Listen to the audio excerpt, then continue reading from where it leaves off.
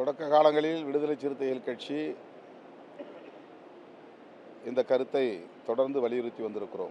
கல்வியை தவிர, மருத்துவத்தை தவிர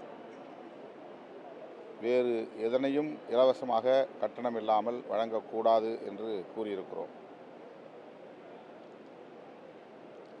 திமுக மகளிரை மேம்படுத்துவதற்கு, மாணவ செல்வங்களை ஊக்கப்படுத்துவதற்கு உரிமைத் தொகையாக வழங்குகிறது.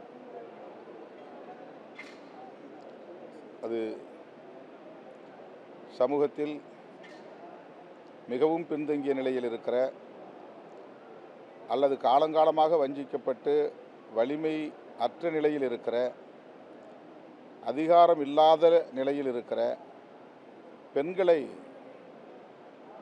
வலிமைப்படுத்தும் என்கிற வகையில் அந்த உரிமைத் தொகை திட்டத்தை விடுதலை சிறுத்தைகள் கட்சி வரவேற்கிறது.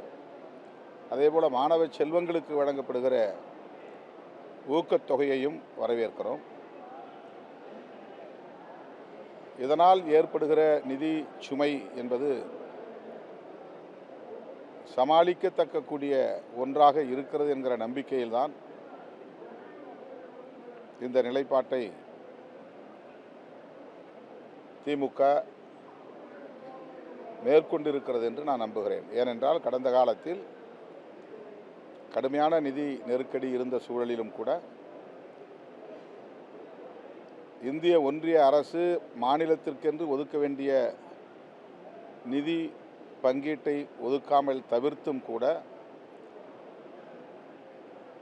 தமிழ்நாட்டுக்கான மொத்த உற்பத்தி ஜிடிபியின் அளவை உயரச் செய்திருக்கிறது.